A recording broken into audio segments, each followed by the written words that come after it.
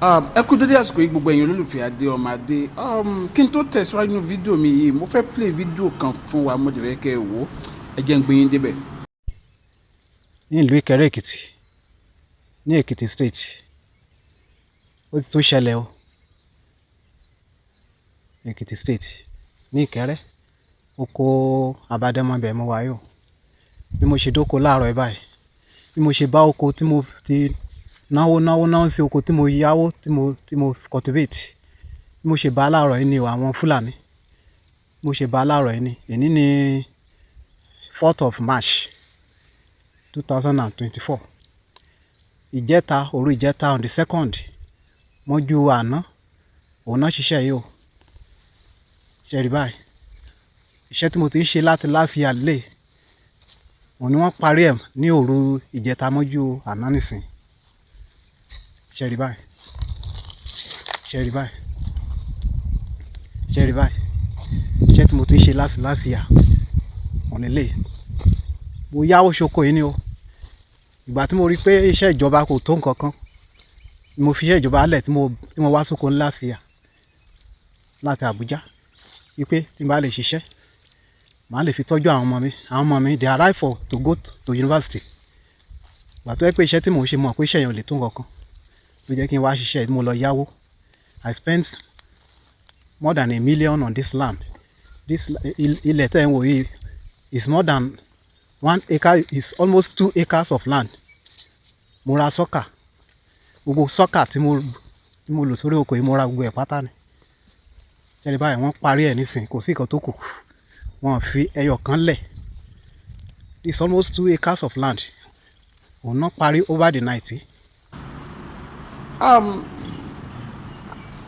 Látàrí àwọn gógó oúnjẹ lórílẹ̀‐èdè Nàìjíríà ọ̀pọ̀lọpọ̀ ọ̀rọ̀ làwọn kan ti ń sọ pé sí làwọn èèyàn lazy wọn fẹ́ dáko especially àwọn youth wọn ni wọn fẹ́ dáko.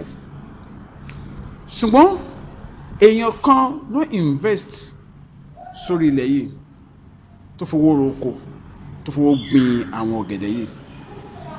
Ẹnìkan dẹ̀ wá lóru oko màálù jẹ́. Kí ni ká ti pè eléyìí?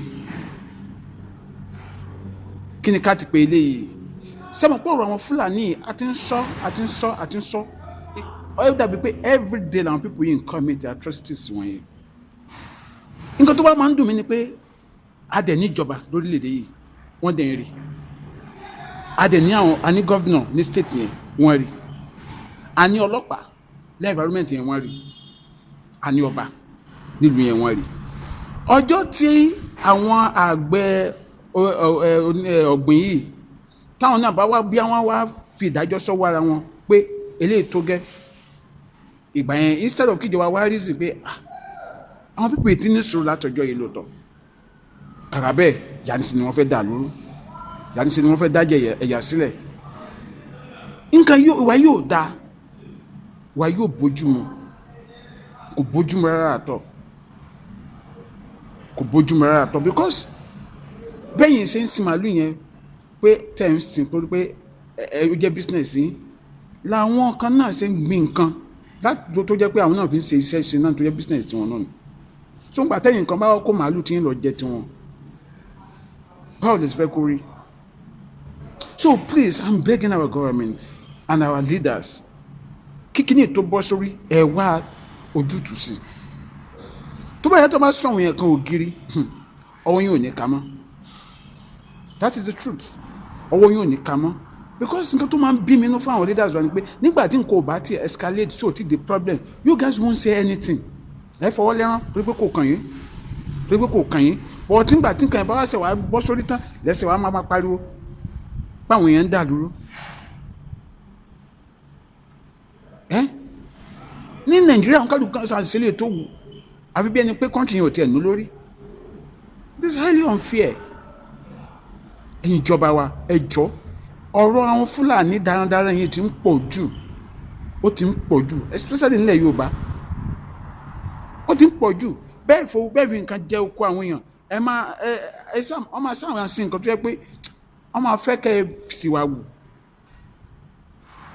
Ìjọba ọ̀rọ̀ kan yìí o àtẹ̀yìn leaders àtúkù ẹ dá sí Adémọ́dé ní orúkọ mi, ẹ bá mi share fídíò yẹn, má dẹ̀ gbàgbé láti follow page mi, ẹ tún jọ̀ọ́ kẹ́ bá mi subscribe sí YouTube channel mi Adémọ́dé TV lórí YouTube. Bye for now.